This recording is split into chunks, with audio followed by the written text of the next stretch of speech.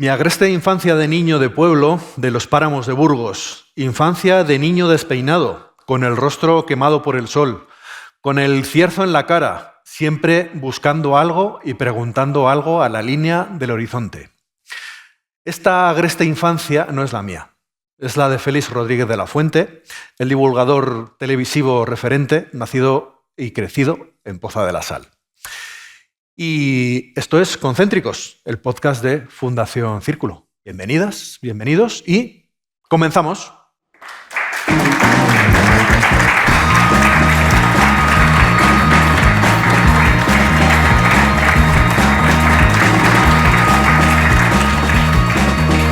Bueno, Ángela, otro podcast más, en este caso un poco especial, porque es el cierre de temporada de la tercera temporada de Concéntricos, del podcast en Fundación Círculo.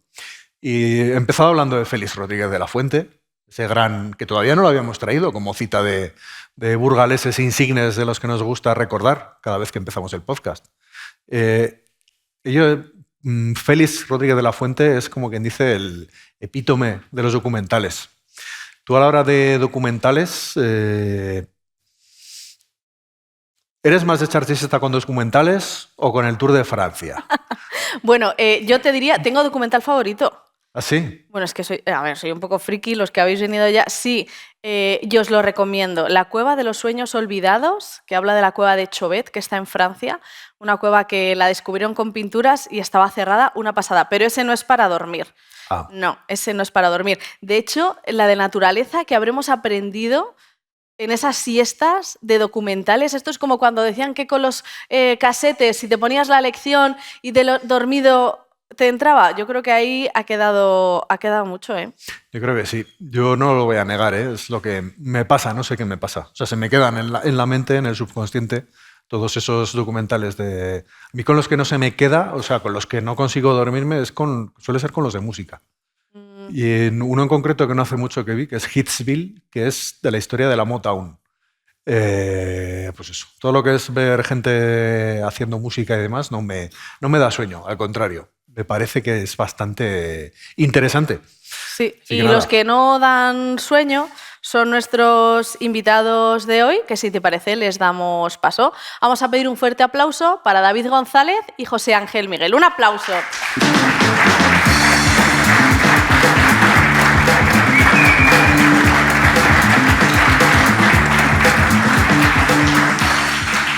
Bueno, pues bienvenidos y lo primero que vamos a hacer es presentaros. Voy a empezar yo con David, ¿vale? Aquí tenemos tu bio con muchas cosas. David ha hecho muchas cosas, que ahora nos contará. Bueno, David González Ortega es la prueba de que se puede ser ingeniero de precisión en la industria y al mismo tiempo un incansable explorador de lo minúsculo. Hijo de Villadiego, ha dedicado más de 2 décadas a rastrear cada rincón del Geoparque de las Loras hasta publicar una obra fundamental que se llama El Atlas de las Orquídeas Silvestres, de la CEC Humada Peña Amaya. Es un nombre un poco largo, ¿no? Sí, un poco sí. Bueno, gracias a su mirada, hoy sabemos que Burgos es un paraíso botánico con 70 especies de orquídeas que nada tiene que envidiar a los climas tropicales. Pero su curiosidad no se detiene en el suelo. Ha coordinado el Anuario Ornitológico de Burgos, realizado estudios también sobre el milano real o la butarda. Has documentado mariposas como la Pieris ergane, que es una novedad para la provincia. Sí, sí. Esto es algo muy potente, ¿eh? Aunque suene así como cosas muy raras, esto es muy potente. También David es una figura clave en la Macaulay Library del Laboratorio de Ornitología de Cornell, donde compartes pues, muchos de tus audios, ¿no? Y observaciones. Eso es, de grabaciones y observaciones de ornitólogos con medio mundo o con todo el mundo. Todo el mundo. Pues este es David, casi nada, un poco ocupado haciendo cosas. Un poquito, solo un poco. Bienvenido y nada, le dejo a Ángela que presente a José Ángel. Sí, mirad, aquí a mi diestra está José Ángel Miguel Manjón, de Astronomía por un tubo. Y es que si David mira al suelo, José Ángel pues, nos obliga con su trabajo a mirar al cielo, porque ha decidido convertir el cielo de Burgos en el mejor aula posible. Como alma y fundador de Astronomía por un tubo, ha unido maestría docente con la magia del cosmos para que aprendamos un poco a leer las estrellas de una manera sencilla y, sobre todo, emocionante. A bordo de su vehículo, que me parece súper meritorio, 100% eléctrico, me encanta, nos habla bastante de cómo es un compromiso real con la sostenibilidad y, sobre todo, con el silencio de nuestros campos, pues recorre José Ángel la provincia para regalarnos experiencias únicas como sus famosísimas Viernes de Estrellas en la comarca de Juarros. Hoy José Ángel va a ser nuestra brújula para que no nos perdamos el gran hito, el gran evento del verano, que es el eclipse total de sol, como diría Bonnie Tyler, del 12 de agosto de este año. Así que muchísimas gracias, José Ángel. Muchísimas gracias, David. ¿Os dormíais con los documentales o erais de los que también estabais ahí delante de la tele a muerte? Depende del día. Ha habido días de verano que al final caía la siesta, evidentemente. Pero realmente con los que igual aguantaba un poco más eran los de viajes. Y por deformación profesional, los que tenían un poco de relación con la naturaleza. A mí me gusta mucho viajar y me ayuda a preparar los viajes venideros.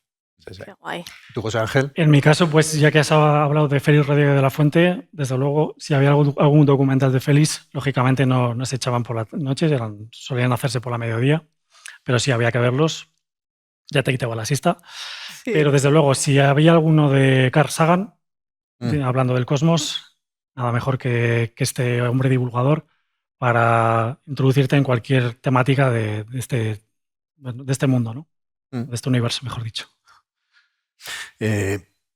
Contadnos un poco el cómo fue esto de decir mamá, quiero investigar orquídeas o papá, quiero comprarme un telescopio de los caros. Cuéntanos, José Ángel, empieza tú. Bueno, vamos a ver, es un poquito... me estás preguntando cómo empecé, ¿no? en este tema, ¿no? Esto viene un poquito de bastante lejos, es decir, te voy a hablar un poquito de la época dorada de mi padre. Te estoy hablando de cuando él tenía 30 o 40 años, que le dio por comprar libros. Empezó a tener sed de libros y llenó la casa de libros. Empezó a leer, tenía en la mesilla de noche hasta 3 o 4 libros a la vez abiertos, ¿no? Era un devorador de libros. Entonces, mi hermana y yo, mi hermana Eva, que por cierto ya tenéis la suerte de haberla tenido aquí también. Esto es increíble. Eva Manjón, que la tuvimos con Diego Galaz, buscadlo en internet, es su hermana y ya la hemos tenido en Concéntricos. Esto es un hito en el último episodio, ¿eh? Sí. Así que dale, perdona. Bueno, pues ella también puede corroborar que hemos crecido con ese ambiente, ¿no? De alguna manera mi padre nos sembró esa semilla porque eran libros de ciencia, eran libros de psicología transpersonal, eran libros de autoayuda, eran libros... Cuando llegó la enciclopedia científica Salvat, 120 tomos, luego llegó la Biblioteca de Deusto de Desarrollo Personal de Deusto. Bueno, se fue sembrando la casa de libros, ¿no? Entonces ahí quedó un poquito digamos, por lo menos la curiosidad, la apertura a la trascendencia un poquito, la apertura al cosmos. Cuando llegó también el libro de Historia del Tiempo de Hawking, de Stephen Hawking, pues también vas viendo títulos, vas viendo carátulas. Éramos muy jóvenes para leer, pero bueno, ahí quedó la cosa. Y luego ya pues vas creciendo, vas buscando tu vocación en la vida. En mi caso, soy pedagogo y psicopedagogo. Vas desarrollando un poquito lo que te gusta hacer y lo que puedes hacer. Y pues debido a esta capacidad de pues un poquito de enseñar que he podido adquirir con mis estudios, ¿no? Y que he podido ir desarrollando gracias a las clases que he ido desarrollando también durante estos últimos 20 años, pues vas adquiriendo conocimientos de matemáticas, de física, de química, vas asentando un poco las bases y bueno, pues te vas lanzando a lo que ha sido en este caso pues el cosmos, la naturaleza universal, las estrellas. Y mi primer telescopio pues fue en el año 2020, que fue un Celestron muy, muy humilde, muy, muy básico, nivel amateur, muy válido también para observar aves, con una ocular recto que llaman para poder ver la imagen recta, no invertida, como la mayoría de los telescopios que invierten la imagen. Y es lo que yo puedo recomendar, ¿no? Un telescopio humilde, empezar con unos prismáticos es lo básico para empezar en esta profesión o en esta afición. Perdona, Guay. David, ahora te toca. Venga, va. Claro, porque Voy yo. tú has dicho que eres psicopedagogo Y pedagogo, sí. y pedagogo. Claro, Yo no. Yo soy ingeniero industrial, así que nada que ver con la naturaleza, pero bueno, ya desde muy pequeño con mis hermanos estudiaron biología en Salamanca y me llevaban unos cuantos años. Cuando ellos estaban en la universidad yo todavía corría por las calles detrás del balón, pero de vez en cuando les acompañaba porque tenían que hacer colecciones o de mariposas o hacer un herbario para el trabajo de la universidad. Entonces de vez en cuando les acompañaba y empecé a ver que eso me gustaba.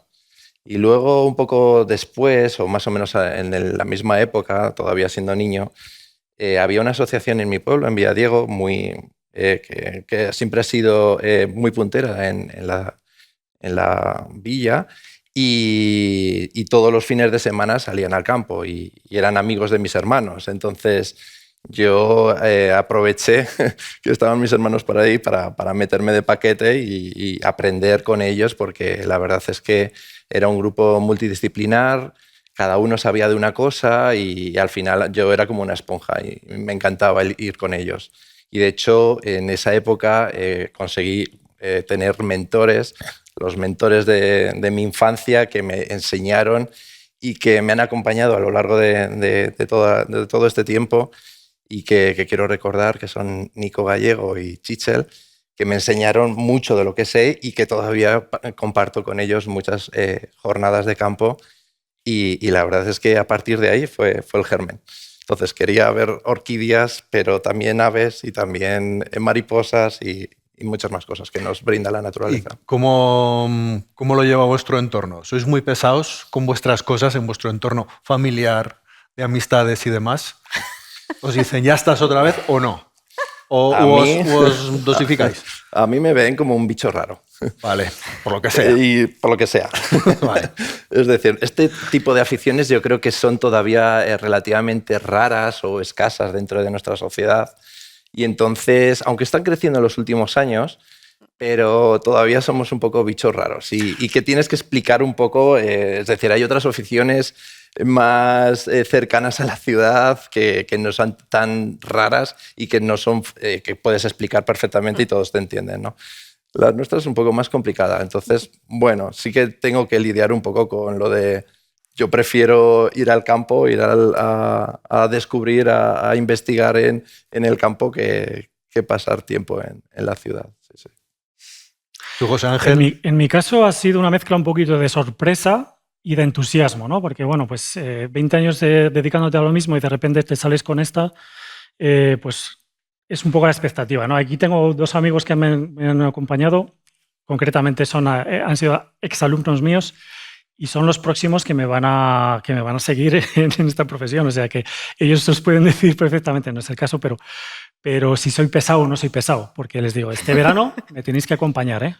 Este verano a los talleres, a montar el telescopio, a aprender del cielo, porque quiero que haya una continuación, ¿no? Y sobre todo, pues eso, que se reconozca un poco la labor que estás haciendo, ¿no? En la medida de lo posible. Pero es que qué importante, porque habéis dicho cosas súper interesantes de cuando eres pequeño, todo lo que te influye, lo que haces de pequeño, en lo que terminas haciendo de mayor. ¿Y no os parece alucinante cuántos niños hay que no saben a día de hoy casi lo que es un gorrión? Es decir, ven un gorrión y una paloma y dicen, pues sí, grande, pequeño, ya está. ¿No os parece que eso, que igual nos falta un poco el volver a la naturaleza, el no estar tan... Es decir, lo digital está muy guay, pero tenerlo en un lado sin olvidarnos de lo otro, ¿no? Yo, me da la sensación que desde el COVID, desde que estuvimos recluidos ahí en nuestras casas durante unos meses, como que después cuando ya abrieron las puertas, como que hubo un resurgir y todo el mundo quería ir a la naturaleza, aire puro. Pero bueno, yo creo que se ve más la naturaleza como un sitio, pues eso, en el que estás en la naturaleza y ves cosas bonitas. Pero no tanta gente entiende que puedes ir a la naturaleza a investigar en la naturaleza, a descubrir cosas, animales o plantas que hay en la naturaleza, ¿no? Pero bueno, en cualquier caso, creo que este crecimiento de la gente que sale al campo, al final consigues que cierta parte de esa gente al final se aficione de una forma u otra a querer la naturaleza y a descubrir qué hay en la naturaleza. Claro, en tu caso, José Ángel, tus visitas al campo al final es lo que hablábamos un poco de cómo lo ve tu entorno. He tenido la suerte de estar en una de tus sesiones de ver estrellas y es el irte en medio de la nada. Cuanto más oscuro mejor, obviamente, contaminación lumínica, de eso tenemos que hablar luego. Y te pones con un grupo de personas a mirar por un tubo, astronomía por un tubo, obviamente, por algo se llama así tu proyecto. El cómo eso, o sea, al final, el cómo en todas tus incursiones, viajes, eventos que haces, qué papel tiene en este caso la naturaleza, porque obviamente estás mirando para arriba, pero entiendo que depende mucho el dónde tengas los pies para poder mirar al cielo, en este caso. Bueno, sí, desde luego que todo está relacionado, ¿no? O sea, formamos parte de un todo. Digamos que las estrellas, en este caso las nebulosas, las galaxias, no tienen vida como la conocemos en la Tierra, pero tienen su dinámica, tienen su proceso de génesis, tienen su evolución, tienen su final. Al fin y al cabo es una forma de vida, ¿no? Entonces se pueden considerar entes naturales y que forman parte de la naturaleza. Lógicamente, antes de salir al campo tienes que ilustrarte un poquito, a ver, por supuesto, la meteorología, cómo va a ser, si va a hacer bueno, si va a haber nubes, si no va a haber nubes. Las nubes están muy relacionadas también, pues, por supuesto, también con las aves, las corrientes térmicas, por supuesto, que cogen las aves para volar más alto, para planear, para cazar y demás. Bueno, está muy relacionado con el sol también, que el sol con sus vientos solares controlan esas corrientes, ¿no? Pero al fin y al cabo sí, es un entorno natural. Y si hablabas del mundo digital y cómo, pues bueno, de alguna manera siempre les digo a mis clientes en ese momento, a los participantes, acordaos de mirar a las estrellas y no tanto de mirar hacia abajo, es decir, dejad este gesto para cambiarlo por este, ¿no? Porque al fin y al cabo hay mucha historia y mucha vida en el universo, ¿no? Que conviene saber. ¿Qué te parecen, por ejemplo, estas aplicaciones pues como Stellarium y estas que tú las orientas con el móvil y te van diciendo... Bueno, son fantásticas, te facilitan el trabajo tremendamente. Es que además necesitas planificar tu sesión y una forma de planificar tu sesión nocturna es saber qué vas a encontrar esa noche, ¿no?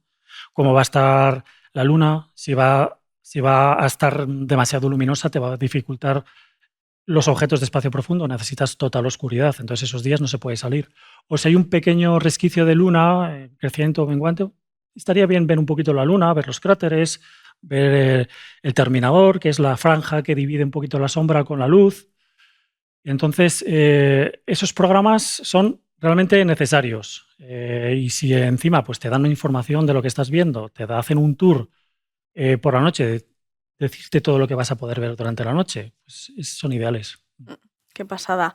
Y luego, bueno, sí que queríamos decir que esto es el podcast Concéntricos, se llama Concéntricos porque son círculos concéntricos y gracias a eso hemos encontrado a estos invitados, porque de hecho decíais lo de dar la chapa, yo doy la chapa también con mariposas y orquídeas, por eso está David aquí. Porque hablando de este tema, pues surgió su persona, pero es que hay un círculo concéntrico que os une a los dos y que bueno, Caín y yo el otro día, pues la verdad que alucinamos, ¿no? Por el hecho de decir, habéis encontrado un lugar en el que convergen vuestras dos aficiones o dedicaciones, que es el Geoparque de las Loras. Lugar mágico. Sí. Que además no es la primera vez que se habla de él en este podcast. Cierto. Que sí que hemos hablado de las iniciativas que se llevan allí, pues oye, para dinamizar, que es una pasada. Claro, ¿qué es lo que encontráis allí que no encontráis en otro sitio? ¿Por qué allí? ¿Qué nos podéis contar de ese sitio? Porque claro... Sí, igual poner un poco de contexto de lo que son las loras, porque al final igual lo damos por supuesto que todo el mundo sabe lo que es, o todo el mundo le suena, pero le suena igual solo del tema del petróleo. Más que de lo que es el geoparque en sí. Entonces igual el poner un poco, ¿quién empieza poniendo el contexto? Venga, empiezo yo. Venga, David. Venga, va. Yo lo que sí que me relaciona un poco con José Ángel es que a veces, ahora que en los últimos años estoy más dedicado a las mariposas, es que hay ciertas mariposas bueno, hay algunas que vuelan relativamente rápido y se posan ahí tranquilitas para que les puedas sacar la foto, pero hay algunas que vuelan a la velocidad de la luz y que de repente las estás viendo como no las estás viendo, es decir, que parecen Perseidas que están cruzando la atmósfera. Entonces, no sé si es una relación un poco rebuscada, ¿no? Pero bueno, el Geoparque de las Loras es mi tierra. Entonces, ¿por qué me atrae tanto? Pues porque he crecido allí, me he criado allí, mis amigos del pueblo íbamos casi siempre a descubrir ese territorio, ese magnífico territorio que tiene mucha biodiversidad. Y tiene mucha biodiversidad porque en él confluyen como la meseta castellana, que tiene un clima mediterráneo, con la cordillera cantábrica, el final de la cordillera cantábrica, con un clima eurosiberiano. Y la biodiversidad se concentra principalmente en sitios donde hay una confluencia de climas, porque las especies más o menos se adaptan a una serie de climas, y en los sitios donde confluyen esos climas pues son mucho más diversos, porque te encuentras especies de un clima y especies del otro. Y además, si le unes con que las loras tienen una cierta altura, tienen unas umbrías, unas caras norte de las montañas con una vegetación muy distinta a la cara sur, pues eso hace que esa confluencia pues sea muy diversa y que sea digna de estudiar. Y además, si es tu tierra, pues Claro. todo Pues más mejor deja. que mejor. En tu caso, José Ángel, Bueno, también, ¿es tu tierra? sí, también tengo que decirle, la verdad, hombre, no nací allí, pero allí tenían la casa de los abuelos al pie de la Peña Maya, en Villamartín. Tuve la suerte de pasar mis veranos de niñez y de adolescencia, junto con mi hermana, lógicamente, también. Y bueno, pues tenemos allí media vida, ¿no? Hecha allí con amigos, con conocidos, el entorno. Diría un poquito más, porque además de lo que ha comentado David, a nivel natural y a nivel de flora y fauna, tenemos una diversidad geológica también impresionante, riqueza también arqueológica, como tú sabes, ¿verdad? Riqueza humana e intelectual, porque también haciendo mención un poquito, y me vais a permitir, a mi apellido Manjón, de allí es el padre Manjón, de Sargentes de la Lora, y de hecho el libro que voy a recomendaros después es de él. Entonces, esa es también riqueza intelectual, ¿no? De parte del padre Manjón. Y por supuesto, ya tocando un poco el tema que nos compete aquí, es la astronomía. Tenemos el Observatorio Astronómico de Cantabria a 35 kilómetros de Las Loras, lindando con la provincia de Burgos. Entonces, por algo está ahí ese observatorio, pues porque hay unas noches de estrellas excelente. Hay muy buena oscuridad, digamos, muy escasa contaminación. Y entiendo que la altura también, claro. La altura, efectivamente. ¿Por qué hemos elegido el Geoparque de las Loras para hacer el evento de este verano? Por la altura, porque este eclipse, que va a ser el 12 de agosto, va a ser muy bajo en el horizonte, va a ser prácticamente ya al anochecer. Entonces necesitamos una ubicación muy elevada para poderlo visualizar con total libertad. Que no haya montañas, que no haya edificios, que no haya árboles, y es un lugar ideal para eso. ¿Y qué más consejos puedes dar a nuestros oyentes presenciales y los que nos escucharán vía telemática, por el streaming? Telemática. Telemática. Uf, madre mía, qué vintage Eso soy. suena muy años 90, ¿eh? Sí, lo soy. ¿Qué consejos así les darías para que sea hiper satisfactorio el eclipse? Pa'lante con ello y que salga todo bien. Pues desde luego planificar el día. Que no surja todo de rápido y corriendo, decir, bueno, vamos a ver si aquí lo vemos, y luego te das cuenta de que no se ve bien y corriendo coges el coche. No.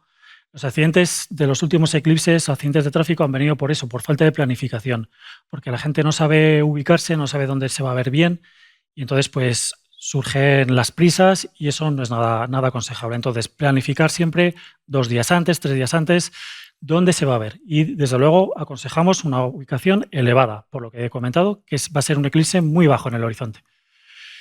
Por supuesto, elegir alguna entidad.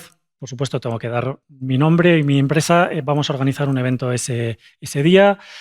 Alguien que pueda guiar, que pueda guiar el evento, que sea un eclipse narrado, si es posible, y que ofrezca alguna otra actividad añadida al eclipse. un taller solar. En este caso tenemos el 12 de agosto con las Perseidas, pues habrá una observación nocturna de estrellas para visualizar también las Perseidas. Entonces, algo añadido al eclipse pues sería también ideal pues para complementar un poquito la tarde.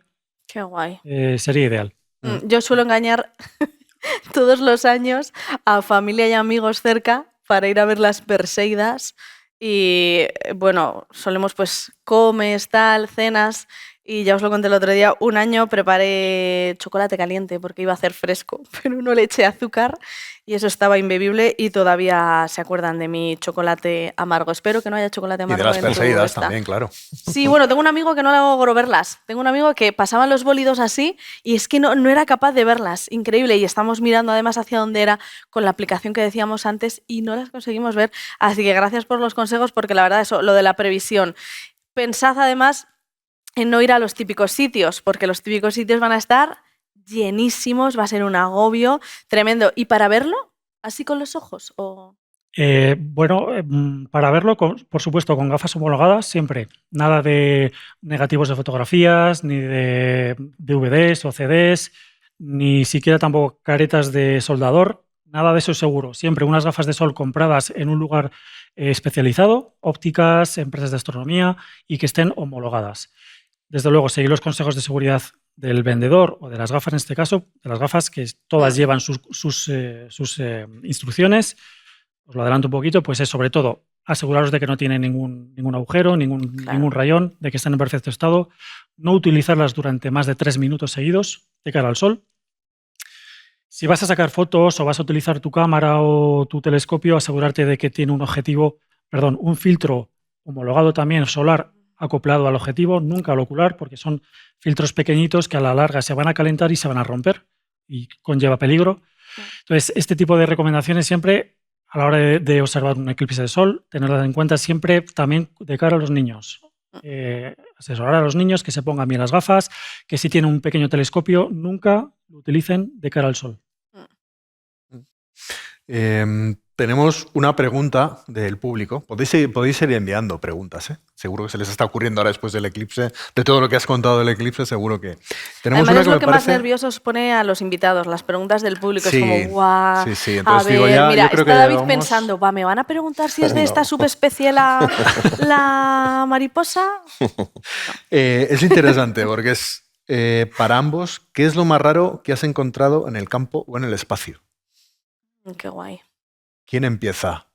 Bueno, termino yo y así le doy paso a David. Vale, ¿lo más raro o...? A ver, yo en mis sesiones suelo enseñar a ET. A ET. No sé si en tu caso lo llegaste a ver. No, creo que pero no. Siempre, creo que no. Siempre hago un pequeño retroceso a nuestra infancia y pregunto, bueno, ¿os acordáis de ET? Todo el mundo se acuerda de ET, ¿verdad? Incluso los adolescentes y las nuevas generaciones seguramente se acuerdan de ET. Bueno, pues hay un cúmulo abierto, un cúmulo de estrellas que realmente tiene la forma de ET. Ay, qué fuerte. Entonces, es muy curioso ver a la gente cuando observa con el telescopio, míralo, si está ahí, está saludando. Es muy bonito, es muy bonito. No, me acordaría. No lo llegamos a ver esa noche. ¿No lo llegaste a ver? No. Bueno. Qué Realmente guay. los cúmulos abiertos tienen formas diversas. Tienes cúmulos desde una mariposa, cúmulo de mariposa, hasta una rosa, el cúmulo pues en este caso pues hay un cúmulo que tiene forma de perrito también, de pavo, o sea, hay muchísimas formas, Guay. también abierta a la imaginación, ¿no? Pero bueno. Sí. Esto es los como el cúmulos- gotelé, como ver También, caras también. en el gotelé. Como el gotelé. Eso es. ¿Tú no Estaba veías pensando en las formas en el nubes, ¿no? gotelé? Las Pues ya nubes. está. Sí. A mí sale el gotelé. 90. Es que no puede ser. O las nubes, ¿no? También. O las nubes, Claro, es alucinante. es más, sí. gotelé. Es más naturaleza, el gotelé es demasiado de Hombre. interior. Sí. Vamos a la naturaleza, a ver qué Sí. nos dice David de cosas raras de la naturaleza. Yo no sé con cuál quedarme, la verdad. Quizás por cercanía, igual me quedo con lo que has comentado antes de la mariposa, la Pieres ergane, que encontramos hace 2 años, por primera vez en la provincia de Burgos. Nunca se había descrito esa especie para la provincia de Burgos. Y además tiene una historia bastante curiosa, porque, bueno, un poco por investigar, empecé a investigar, es decir, muchas de las mariposas diurnas están asociadas a una mariposa, a una planta nutricia, y muchas de ellas solo se alimentan de una planta en concreto. Entonces, es decir, hay una simbiosis entre planta y mariposa, ¿no? O las orugas de la mariposa. Y empecé a investigar su distribución en España, empecé luego a investigar la distribución de la planta y vi que estaba relativamente cerca, incluso la de la planta, vi que había una población en la Peña Maya, en el entorno de la Peña Maya. Y en primavera, con unos amigos, pues hicimos una ruta, venga, vamos a ver si encontramos esta planta que se llama Aecionema thomasianum en latín, es decir, no tiene nombre vulgar, es una planta rarita de los roquedos de las caras sur de zonas calizas, y para allá que nos fuimos a buscar esa planta a ver si la encontrábamos en nuestro territorio. Y la encontramos en unos muy poquitas, en un cresterío calizo. Y al cabo de unos meses miré cuál era su fenología, la fenología de la mariposa, cuando sale, cuando están las orugas y demás. Y al cabo de unos meses fui a ese mismo sitio a ver si veía la mariposa. Pero bueno, no vi la mariposa, pero sí que vi unos huevecitos que había puesto la mariposa en esa planta. Entonces dije, ya está, aquí está, por fin la descubrí en Burgos. Y volví una tercera vez para ver si veía volar esa mariposa. Y un mes más tarde conseguimos ver volar y fotografiamos esa mariposa por primera vez en Burgos. Así que la verdad es que es una satisfacción. Es decir, cuando te das cuenta de que estás viendo algo que ningún otro burgalés o de fuera había descubierto anteriormente, es algo que gratifica mucho. Y que luego también pues, que intenté que se conociera y lo publicamos un pequeño artículo sobre ello. La verdad es que es un momento muy, muy agradable. Es que tal como lo cuentas, lo de buscar mariposas no es nada aburrido. No. Lo de siempre, esos preconceptos o prejuicios, por así decirlo, que siempre tenemos, ¿no? Es decir, bueno, fíjate, mariposas, o yo qué sé, orquídeas. ¿Qué hay de interesante? El proceso, ¿no? Es lo que es lo más interesante. Sí, con las orquídeas, al final he cogido el último hecho, ¿no? Pero con las orquídeas también hemos encontrado especies nuevas para la provincia de Burgos, también las hemos publicado en artículos científicos. Ahora estamos preparando un libro más divulgativo, pero primero las bases, yo considero que tiene que ser la ciencia, publicar los artículos científicos y luego dar a conocer a todo el mundo el potencial o todo lo que atesora esa zona en concreto, ¿no? Y al final, pues hemos encontrado especies nuevas, pero no ha sido la forma que hemos intentado de salir al campo. Es decir, nuestro objetivo principal no es encontrar nuevas especies. Nosotros lo que hemos intentado, yo con un grupo de amigos, lo que hemos intentado es catalogar cuántas especies hay en total de orquídeas o de mariposas o de aves, ¿no? Entonces, para eso están los atlas y hemos hecho también artículos relacionados con ese tema, ¿no? Catalogar todas las especies que hay y qué distribución tienen en un territorio concreto. Claro. Tenemos más preguntas del público. Se están pues animando ahora. Ya está, ya les habéis picado. Ya contando aquí aventuras. A ver, una para José Ángel. A ver, voy a leerla porque tiene Sabiendo lo expandido e inmenso que es el universo y las galaxias, buen comienzo de pregunta, ¿crees que puede haber más vida en lugares, aunque sea totalmente diferentes a la nuestra, más evolucionados que nosotros o menos evolucionados? Bueno, es la pregunta que no puede faltar, ¿no? Hablando del cosmos. Vamos a ver. Te puedo dar una explicación personal o científica. Científica no te la puedo dar tan precisa ni basada en experimentación, que es en lo que se basa la ciencia, ¿no? Porque no se ha descubierto vida en otros planetas, ¿no? Están observando exoplanetas, que es donde se cree que puede haber vida, en lunas, en satélites, concretamente los satélites de Júpiter, en Io, en Europa están explorando también, porque Europa es una luna con una gran cantidad de agua y es posible que helada, lógicamente, no en estado líquido, que es el precursor de la vida, el agua en estado líquido, pero están buscando, ¿no?, la vida. Como he comentado antes, hay mucha vida en el universo, no como la conocemos en la Tierra, no es vida orgánica, pero son precursores, ¿no? Posibles precursores de una vida tal y como la conocemos. Entonces, me voy a limitar o me voy a remitir un poco a las palabras de Stephen Hawking, que decía que somos una especie insignificante en un planeta menor, en una estrella muy común, en los suburbios exteriores de una de entre cientos de miles de millones de galaxias. Entonces, somos, digamos, lo más económico a nivel energético que existe en el universo, los seres humanos y el planeta Tierra. Es decir, el universo no derrocha energía, es más, economiza energía. Mi valoración personal es que no hay tanta capacidad como para generar vida, otra Tierra, otra especie humana, tal y como la conocemos. Es decir, el universo es económico. Lo dejo ahí. Qué curioso, me ha gustado mucho además. Muy bueno. Sí. Sí, definir el universo como económico también, ¿eh? Me gusta. Sí, sí, económico, eso, como eficiente. O sea, como, eficiente a nivel energético, es lo más, sí, sí, lo más eficiente. De hecho, todo lo que hay en el universo, prácticamente todo es redondo. La forma redonda es la forma más económica energéticamente que existe, porque cada punto de la periferia de un planeta o de una estrella equidista a la misma distancia desde el núcleo hasta cualquiera de su digamos, periferia, ¿no? Entonces, es la forma más económica que existe a nivel energético. Qué bueno. Curioso. Tenemos otra más por aquí. Sí. Esta, para David. ¿Tienes la sensación de que está reduciéndose la población de pájaros o depende de las especies? Parece que hay más rapaces, por ejemplo, según nos dice aquí. Complicada, ¿eh? Para explicarlo rápidamente, bueno, es un poco difícil. Hay especies a las que les va bien en nuestra vida actual y hay otras que les va muy mal. ¿Cuáles son las que...? Entonces, las que les va mal en general, son las relacionadas con los medios agrícolas.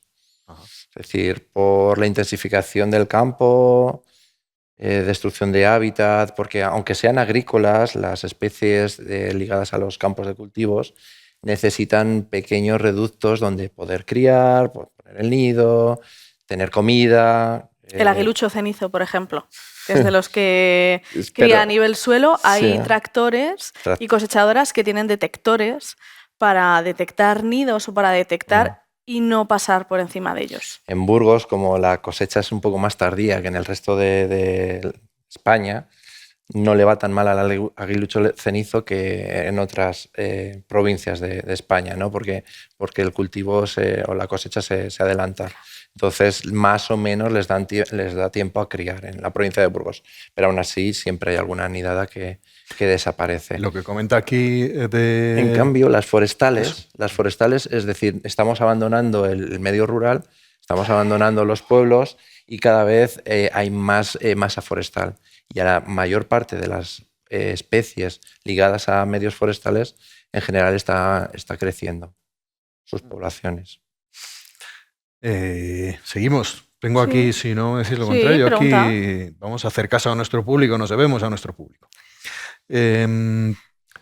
Libros. ¿Cuál sería para vosotros un libro o libros fundamentales para aprender de mariposas, orquídeas o de astronomía? ¿Quién arranca? Empieza. Termina, sí. Vale, yo... Bueno, ¿Qué nos recomiendas para meternos en tu mundo? sí, a ver, yo empecé con los pájaros, Vale. como he comentado, con uno de mis mentores, con Chichel. Empecé a ver pájaros y de hecho ha sido mi pasión principal desde que empecé en el 96, es decir, hace 30 años ya. Y fue principalmente por un libro. En la asociación en la que os comentaba del pueblo, de Villadiego, pues de vez en cuando hacíamos algún trabajo y conseguíamos un dinerillo. Y uno de los compañeros se fue a Burgos a comprar unos libros que luego nos repartió a todos nosotros y se llamaba El Atlas de las Aves Nidificantes de la provincia de Burgos, que editó Fundación Círculo hace 30 años. Y la verdad es que fue pionero. O había algún atlas más publicado de pájaros en otras provincias de España, pero no era muy habitual. Había 2 o 3 provincias que habían publicado antes que la provincia de Burgos. Y bueno, no es una novela, pero no tiene una trama. Es especie por especie, se explicaban los hábitats de la provincia inicialmente y luego especie por especie iban indicándote dónde estaban, cuál era su distribución, cuándo llegaban, si eran estivales o no estivales. Y yo lo devoré. En cuanto me llegó, lo devoré una y otra vez y yo creo que fue también uno de los catalizadores para que me gustara esa afición. Y estaba leyendo el libro y estaba deseando estar en el campo buscando esas especies que por aquel entonces todavía no conocía bien, ¿no? Entonces, es complicado conseguirlo. Es decir, me preguntabas que cuáles serían buenos para empezar con esto. Ese es complicado encontrarlo, porque creo que se editaron 1000 ejemplares hace 30 años y no se ha vuelto a reeditar. Entonces, es muy complicado conseguirlo. Bueno, supongo que igual en bibliotecas o demás, bueno, ya Por lo seguro, menos de seguro que de consulta, algún modo sí. se puede conseguir y seguro que al final en Burgos todos nos conocemos. Seguro que alguien te lo puede dejar si te interesa mucho. Sí, sí. Seguramente. Yo si alguien lo quiere echar un ojo, Sí. se lo puedo En tu prestar. caso, José Ángel, Pues en mi caso me pasó algo parecido a David. En tu caso cuentas que te aficionaste por ese libro, ¿no? En mi caso también. Yo no tenía ni idea de si iba a gustarme la astronomía. De hecho, solo tenía unos prismáticos, salía de vez en cuando a ver un poco la luna y tal. Pero fue una tarde que estaba en correos, entregando un paquete o recibiendo, no me acuerdo, y de estos libros que hay en correos que les puedes comprar tanto para niños como de diversa temática, y vi Observar el cielo. Es un libro de la editorial Laurus, creo que era, y le compré pues, porque había mapas estelares, había consejos para futuros astrónomos, había pues, un análisis muy pormenorizado de lo que es el cielo y de los diferentes objetos que te puedes encontrar. Y gracias a ese libro creo que me aficioné de entero a la astronomía. Yo también lo devoré. Y además es un libro que no solamente le puedes leer del principio hasta el final, sino que le utilizas como referencia para muchas cosas, ¿no? Os digo como os puedo decir, por ejemplo, Atlas del Cielo y, por supuesto, Cosmos, de Carl Sagan. Ahí tienes divulgación por un tubo. una cosa muy interesante de la que has comentado, de que precisamente un libro centrado en la provincia de Burgos fue el que te enganchó y el que te provocó esta vocación, es un poco el que aquí a nivel de la provincia de Burgos, el tema de divulgación, publicaciones, investigación y demás, ¿cómo veis que se está haciendo?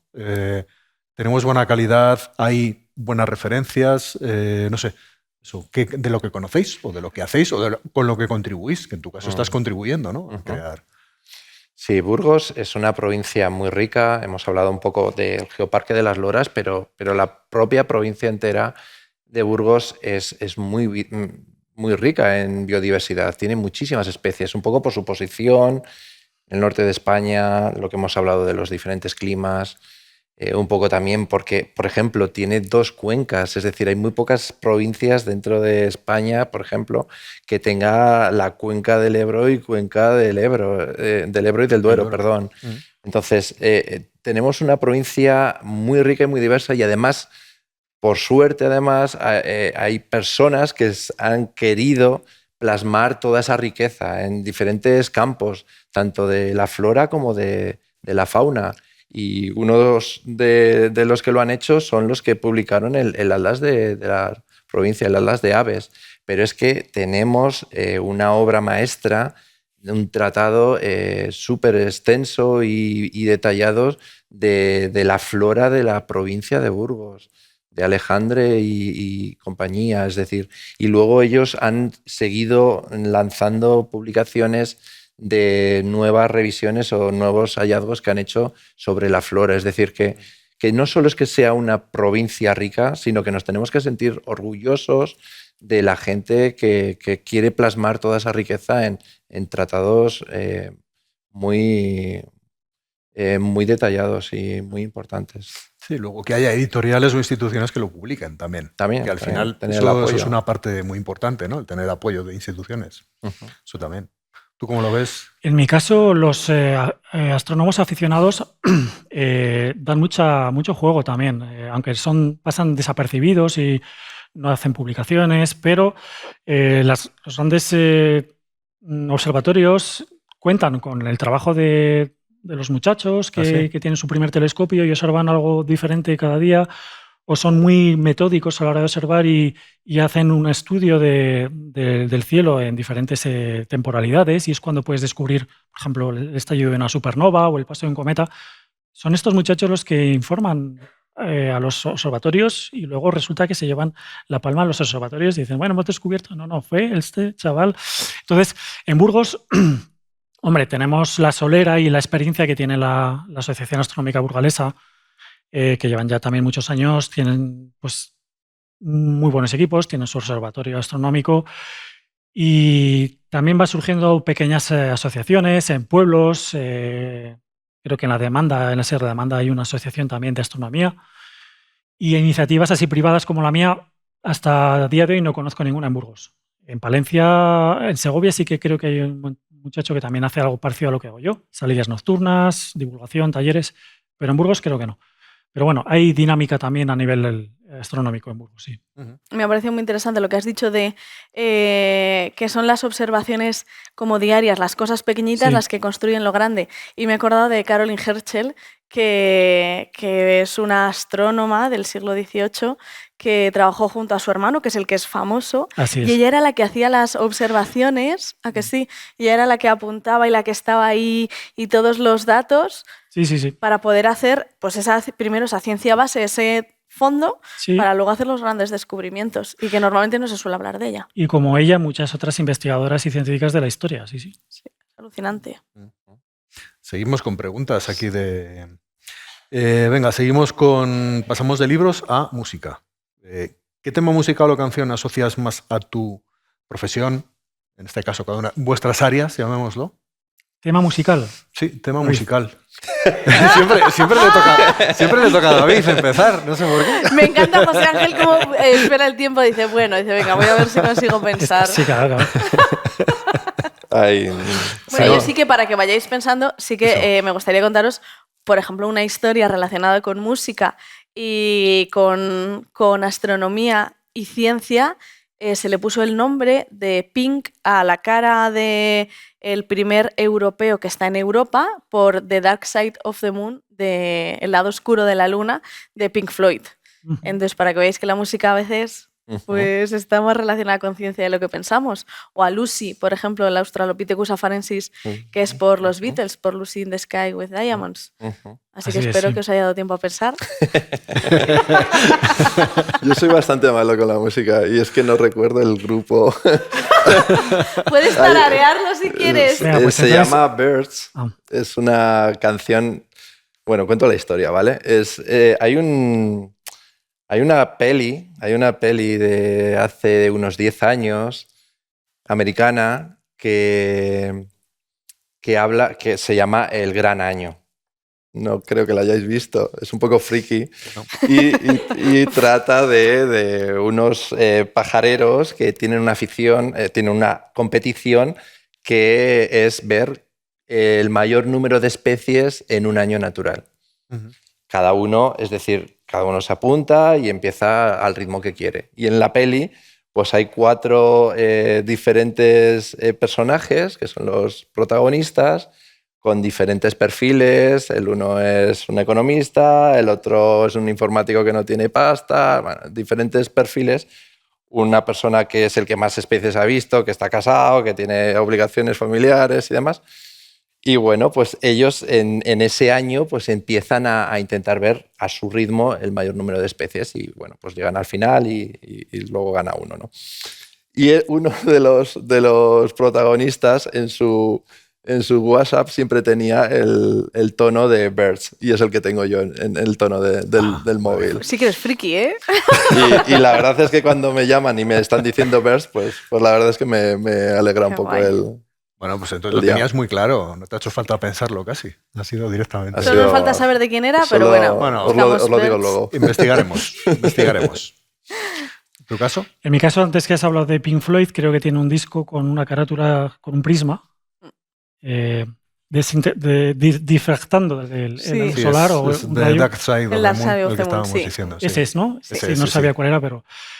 Pues ahí tenéis un claro ejemplo de espectroscopia. La espectrografía es una rama de la ciencia que estudia la luz, ¿no? y se puede estudiar los componentes de las estrellas a través de esa luz, ¿no? Que se descompone en los colores del arco iris, ¿no? Pero aún así, os voy a hablar de Sirio, de Alan Parsons Project. Entonces, creo que es el mejor tema a nivel cósmico o cosmológico para esta ocasión, ¿no? Y Alan Parsons Project también. Hay mucho que rascar ahí también. Yo pensé que ibas a decir, fíjate, David Bowie y Space Oddity. Digo, algo también así. Bueno, además es que es un hombre también tan carismático, ¿no? Que tiene un ojo de cada color, entonces te introduce un poquito en esa atmósfera, ¿no? Digamos. Qué guay. Tenemos unas cuantas más y no mucho más tiempo. Sí. Entonces, vamos a seguir con lo que van preguntando. Entonces, vamos con las que van personalizadas, ¿vale? Una para David. ¿Qué ruta de las horas nos aconsejas para avistar orquídeas y mariposas? Vale, orquídeas. Orquídeas. Venga, que hemos hablado poco de orquídeas. Venga, sí, vamos haciéndolo rápido, así metemos así todas. Tenemos de hecho, en el artículo que publicamos sobre el Atlas, lo que hicimos, el Atlas normalmente se publican de 10 kilómetros por 10 kilómetros y se dividen y qué encuentras en esos 10 kilómetros, ¿no? ¿Qué especies has encontrado? Pero en nuestro caso, una novedad en cuanto a las publicaciones de ese tipo es que nosotros cogimos la cuadrícula 1 kilómetro por 1 kilómetro. El geoparque tiene 389 kilómetros cuadrados, por tanto nos tocó revisar 389 cuadrículas uno por uno, varias veces a lo largo de la primavera y demás. Y en concreto, en una cuadrícula uno por uno, encontramos 29 especies. Es decir, que o sea, en 1 kilómetro. En 1 kilómetro por 1 kilómetro encontramos 29 especies de orquídeas silvestres. Para documentarlo, estuve buscando información en toda Europa, de algún sitio de Europa que tuviera una diversidad tan grande como esta que encontramos y solo en un sitio, en el Peloponeso, en Grecia, tenía la misma cantidad de especies que teníamos nosotros en un cuadrado de 1 por 1. Entonces, pues está en Villanueva de Puerta, que está en el centro de la CEC o del Geoparque de las Loras. No hay una senda marcada, las orquídeas no están alineadas en un camino. Me imagino. Pero, es decir, te puedes ir a esa cuadrícula 1 por 1 cerca de Villanueva de Puerta, al norte de Villanueva de Puerta, y seguro que disfrutas porque hay una diversidad tremenda. Siguiente, para José Ángel. Hablando de recomendaciones de zonas. ¿Qué zona cercana a Burgos, por la zona de Bureba la Brújula, nos recomiendas para el eclipse de agosto? Aquí alguien de la zona... que entiendo que está diciendo, a ver por dónde me puedo ir yo. Si ha entrado en pánico, ha dicho, madre mía, yo sin buscar sitio para este verano. Pues al Alto de la Brújula, ni más ni menos. ¿El Alto de la Brújula? Claro. ¿Hay de contaminación lumínica? ¿Qué tal? Bueno, es un alto. Es que para el eclipse, como he comentado antes, hay que buscar un alto, una zona muy elevada. Entonces, si no es en las Loras que tenemos allí, pues las Loras, que está Peñamaya, Peña Eulaya, Albacastro y demás, pues una zona muy elevada. Un puerto. Vale. ¿Cómo afecta toda contaminación a la naturaleza tanto como en el mar? Aquí entiendo que es... sí, afecta la contaminación tanto como en el mar a plantas y en tu caso afecta de otra manera esa contaminación. Sí. Bueno, desde luego una de las mejores zonas para observar el cielo es en el mar, en alta mar. Ahí sí que no tenemos para nada contaminación lumínica.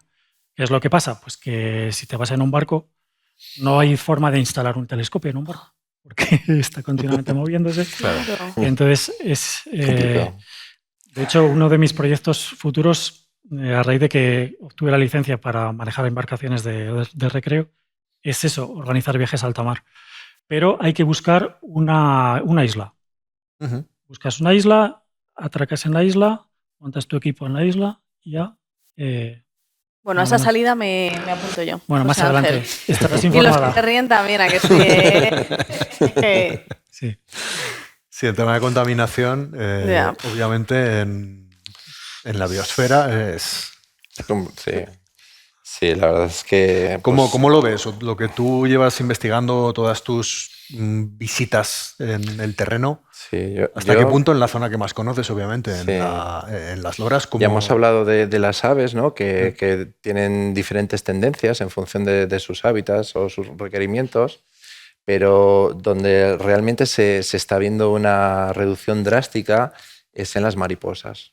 Ajá. La contaminación de los cultivos las está afectando muchísimo. Y un claro ejemplo también es, no solo son las mariposas, son todos los insectos en general.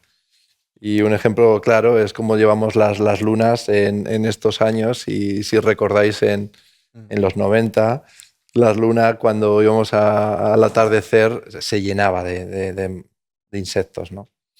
Entonces, las mariposas no lo están pasando bien. Cada vez hay menos y por eso también nos está costando encontrar todas las que viven en un sitio determinado.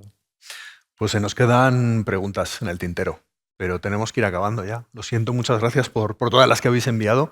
Y vamos a hacer una última pregunta. Sí. Ya que ahora es época de Feria del Libro.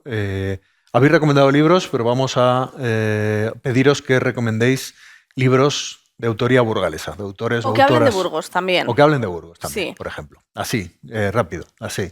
Para que la gente ya vaya a la Feria del Libro hoy, mañana, pasado, y Pues, los busque.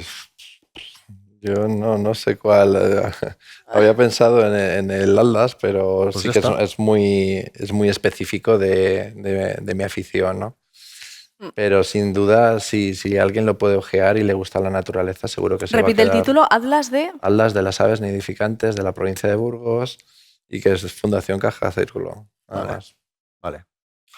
En mi caso, ya que hablamos de astronomía, voy a recomendar El triunfo de Mercurio, presencia castellana en Europa, siglos XV y XVI, editado por esta casa, también Fundación Caja Círculo, en la colección de libros que no sé si os acordáis que sacó hace ya como 15 o 20 años, que son 8 títulos. Los grises, Los sí. grises. Creo que Está es el del megalitismo también ahí, el de Atapuerca. Exactamente. El número 2 es este, que habla Qué chulo. de cómo llegó Burgos a la riqueza, porque Burgos llegó a ser una potencia a nivel económico importante en Europa en esos siglos, ¿no? Con el comercio de la lana. Y creo que es un bonito libro para, sobre todo las nuevas generaciones, saber por qué Burgos tiene la solera y tiene la presencia que tiene en España, por lo menos, y por qué hemos llegado a, bueno, pues a tener la riqueza que tenemos en ciertos aspectos, ¿no? Y me vais a permitir uno más, Venga. ya que hablamos también de la riqueza en los loras, de mi profesión como pedagogo. Vamos a recomendar El maestro mirando hacia adentro, del padre Manjón. ¿Vale? Muy bien, muy buena Mira. recomendación. Muy bien. ¿Tú, Caín? Yo La noche de las flores, de María Estebanez, nuestra invitada en anteriores podcasts. Que me lo acabo de leer esta semana. Y está muy bien. Y ya tengo el segundo para seguir continuando con los misterios de los asesinatos de Müller. Yo me lo voy a llevar de viaje, así que ya te contaré qué tal.